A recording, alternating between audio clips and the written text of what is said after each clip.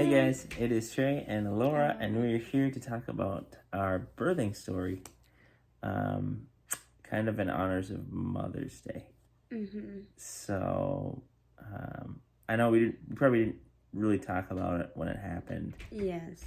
We had some pictures and stuff. We didn't really do like a formal video or anything like that. So, we figured we would share the story with you guys because there was quite a few twists and turns. But everything in the end turned out. So we are just very fortunate and thankful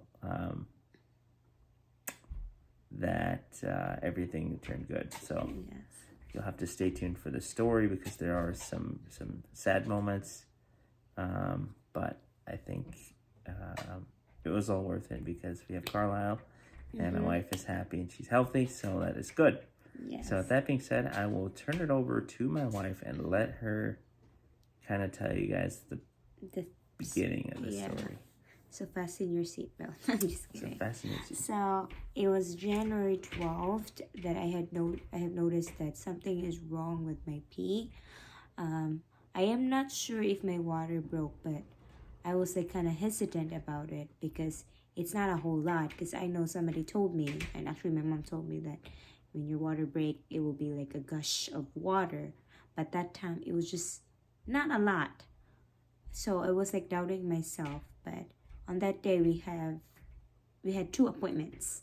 So in the morning it was the ultrasound, and baby wasn't moving a lot like normal. Because if you're following my story, so I've been posting like baby's kicking a lot. But on that day it wasn't moving. So we just didn't take it as a sign because the nurse was kind of like trying to jostle Laura's tummy with her hand, just kind of moving it with her hand. The baby and the baby, after like even 5 minutes, didn't even. It only kind of flickered a little bit. So I asked her if that's normal, and she's like, "Oh, sometimes babies are sleeping." Sorry, that noise in the background. We're watching baby right now, but this thing's dying. So, sorry, I lost my thought. So the nurse was trying to wake up baby, or at least that's what we thought. And it was weird because we weren't. And as it was kind of progressing, I was asking her like, "Is this normal?" And that sort of thing, because we were getting a little nervous, because I know Laura said that he wasn't really moving a whole lot. Yeah, we went home and it was like, that is just so weird. Baby was not moving. And then we were just thinking, oh, maybe because it's 37 weeks, maybe baby's getting too big. And I'm so tiny. Yeah, that's what I said. I said maybe there's not enough room for him to move around. So at the second appointment, so it was just a normal checkup with my OB, but then she decided to do a cervix check. So when she did it, I was 2cm dilated, and we were like kind of excited about it because anytime soon the baby will come out. But we didn't expect it to be so soon. But after she checked me, I was actually leaking and bleeding, which I'm so surprised she did not notice. But after that night, everything went well. Saturday, all day, everything was fine until Sunday, January 14th. At 3 a.m., I started feeling contraction, and it was like non-stop. And it keeps like shorter to longer contractions to shorter. And it just wouldn't stop, and I was in pain. So at 5 o'clock, decided to call the hospital, and they said like maybe take a shower or drink cold water. I did all of those, but it did not stop the contractions because I wasn't sure because I told you I'm not sure if my water break. So I was like hesitant. So, and also the nurse was like also probably she's confused. So it keeps going until like I told my husband like I think we really need to go to the hospital because I can't hold it anymore. It's like so painful. And what happened? Right before we are about to leave, he got called into work. So we didn't get into the hospital until like 10 a.m. So when we get there, they checked my cervix again, and I was already 4cm dilated. So, but then for the guys that doesn't know what that means, once you get to 10, the baby's coming out Yes. for centimeters. So if you're at 4 centimeters, you're like almost halfway there. Yeah. So and then she checked my amniotic fluid because I like I've been telling everyone, I did not know if I'm not sure if my water break, but so is that right? Yeah, that's right. So I she think checked. that's right. Amniotic fluid, yeah. Yeah. So Amniotic, I don't know how they say so amniotic, I got tested and it was positive, and the nurse said, "Mama, you're going to labor." So yeah, we were at the hospital, and luckily, like a week before that, I have this already an instinct to get everything ready, our bags and everything. Yeah, she was planning way ahead. I was planning really ahead. So yeah, we were already at the labor room, and I was still having contractions until like 3 p.m. I'm pretty sure that was around that time that they were asking me, because I really wanted to do it natural. I wanted to give birth naturally. So I was really fighting it. But then at 3 p.m. I just couldn't hold it. It was painful. So I had to do epidural. And I know, what's your take with epidural, honey? I think to do it, I was thinking that she needed to do it. But before that, I just heard stories, and I know that even you had told me stories about women that were like partially like paralyzed, and they had like lifelong like effects, like nerve damage and stuff. So I was like a little worried, but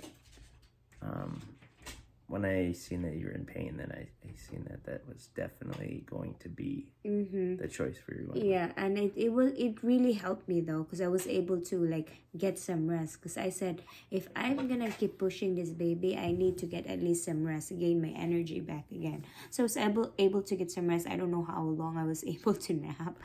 Yeah. Guys, we were in the hospital for a long time, and my wife had not eaten in a long time. I know. And she couldn't eat, so that was I could not eat. Super just annoying, because the doctor's like, she can't eat, and I was like, she's gonna eat soon. If this baby doesn't come out, we're gonna eat.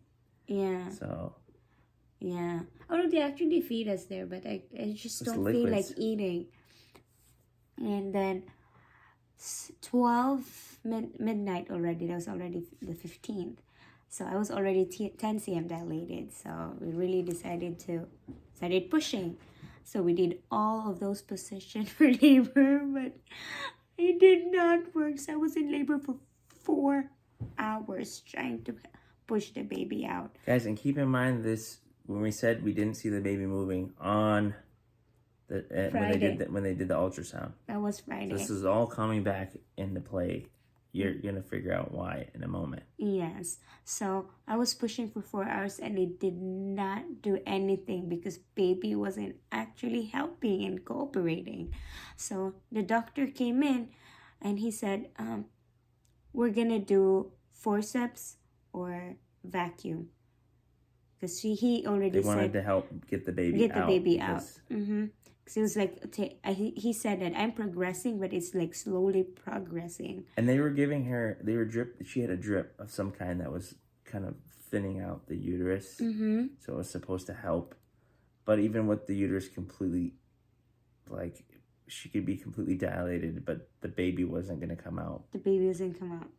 So they gave us options. The 2 options that you just mentioned, it was vacuum and forceps. Vacuum, yep. And then we decided to do forceps. The doctor had experience many times using forceps, and he never used the vacuum. So of course in my mind I'm like, well, today's not going to be an experiment. You're going to use something that you're familiar with, which is the forceps. Yeah, so we did forceps and 2 pushes, and still baby did not work, and it was the most painful thing in the world. Never do forceps. Just do C-section. Don't even worry about natural birth, guys. Trust your instinct right away. If you're like in that situation, you just go for what's best for your baby. Forceps was like the worst feeling I've ever experienced. So guys, even with, sorry to cut you off. Yeah, sorry. Even with, the push. So everything's kind of correlating back to what happened with the ultrasound. Why the baby wasn't moving. Why the baby wasn't moving when you were pushing.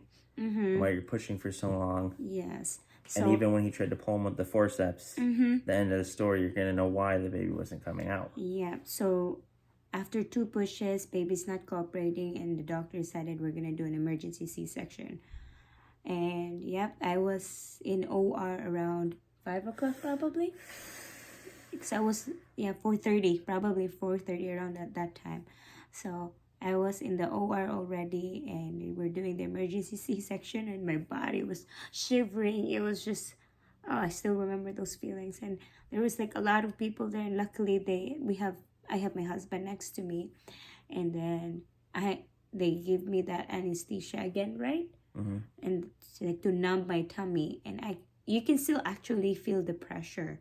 You can't feel the pain of them cutting you, but you can still feel the pressure, because you told me you can feel them like yeah, I can feel them like rustling your body, because like they have, I think her arms are up, like Mm-hmm. so everywhere up from here, like from under her armpits over is like up, like behind the curtain. Behind the curtain, yeah. And then so I was on that side with her head and her arms, and then they were like doing everything. Yeah, on the wrestling other side. around, yeah. But you could feel them like jostling, like they were trying to get the baby. From what I heard, is like they made the incision, and how they do it is they try to push the baby out through the incision. Yeah, I can really feel him pushing like this. So he's like pushing down all over my tummy. Yeah. So with God's grace, 5:49 a.m., baby was out, and only to find out that the umbilical cord was wrapped around his torso because he was spinning in there. Yeah. A couple times. So that's the reason why labor was very painful and hard. And the baby's head was facing to the side instead of up. Yeah, baby was. Another thing they said too. Can you imagine the struggle the baby was? So the baby was basically like just pinned inside because of the umbilical cord was keeping him from moving. He was, and in the first steps too, he was sideways. Mm-hmm. So everything was like so scary, and I don't know. It wasn't. So once the baby was born, guys, the nurses kind of ushered me out of the room, and they were still working on Alora, and Alora can probably tell you like what happened on her end, because they made me follow the baby out of the room on purpose, because I think they realized something was going wrong. No, not yet. I don't think so. Not yet. They were already stitching me up, but you need to follow the baby, because they need to put the baby in the postpartum room. Maybe you're right. Yeah, because they need to have someone with the baby. We cannot just both of us be in there, because I think they already know that maybe the surgery will go well. So they're already stitching me up. So when they all done stitching, they actually kind of lower down the curtains, and they have this ginormous light, and I can see my reflection there. And right about when they're done, I can feel something leaking out of me. And I look at my reflection, and it was a blood. And they put like, what do you call that, honey? It's a respirator. Yeah. It basically knocks you out. It's like, what do they call it? Like nitrous oxide or something like that. Yeah, and I was trying to scream. I was like, I'm leaking. It's blood. What's happening? But I don't know if I was able to say those words. Next time I know I was out. They were actually figuring out what had happened. So I woke up. I was already in ICU, and my OB was the one who told me everything. And so what ended up happening, guys, is they tried to sew her up, and then they figured out that she was still bleeding. So Dr. Valley actually had to open up the stitches that he just stitched. Yeah. And there's lots of layers, guys. Like there's like 7 layers, I think, before you actually get to the baby section. So they couldn't figure out, but she was still bleeding, and they couldn't figure out where the bleeding was coming from. But it was coming from the uterus, and they tried to. They kept adding blood. Yeah. They kept getting donor blood, and they kept giving her donor blood, and then like, at this point I hadn't seen her, and like, I remember them coming to me and saying like, I said, "Where's my wife?" And they said, "We're working on your wife. She's still bleeding. We're trying to stop the bleeding." I said, "Yes, okay." And they're like, we think we're gonna have to take her uterus out. I said, do whatever you gotta do, because I need my wife here, so do what you gotta do. Take the uterus out. I don't care. Yeah. You can't keep pumping blood on her. Like, don't even ask me the question. Just do it, because you're wasting valuable time right now. So they ended up taking out her uterus, and she was obviously asleep, so she didn't know that until she woke up. And if you guys know my wife, her dream was to have a big family, so it was kind of like a letdown for her. But strangely enough, when she was there, she was trying to be strong, and she's like, well, I guess I'm still okay, right? And I know when she said that, I could tell that she wasn't okay, but she was just saying that to try to be strong in front of the doctors. But realistically, it was the right call. My wife is okay. My baby is very handsome, and I'm just very lucky. So yeah. So for those who don't know, the surgery was called hysterectomy. So it's a removal of the uterus.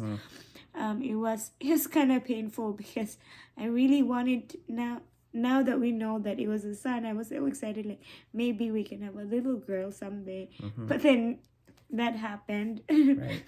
It was sad, but I'm okay. I'm here. Yes, and I told my wife we can adopt a girl if she really wants one.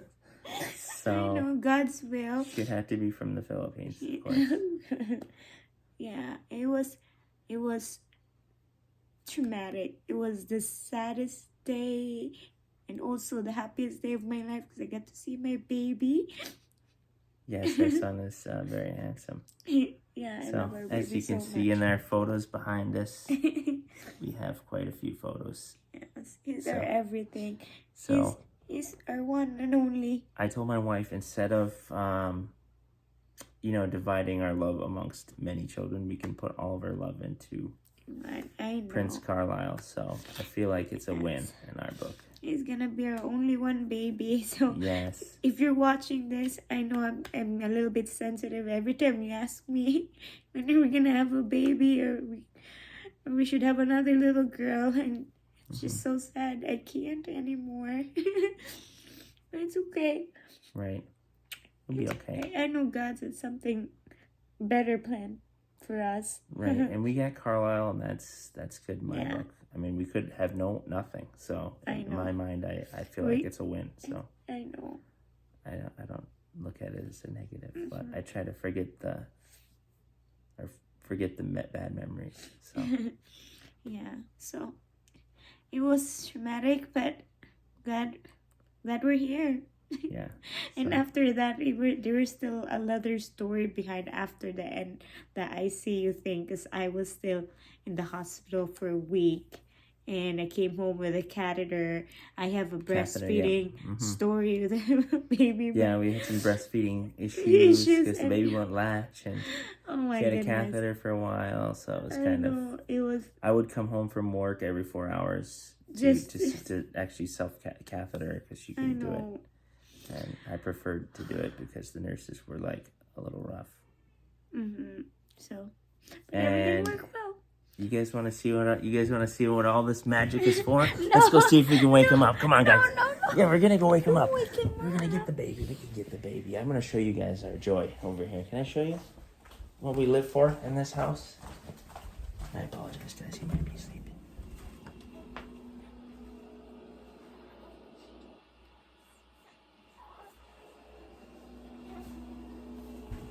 Hi, sir. His eyes are wide open.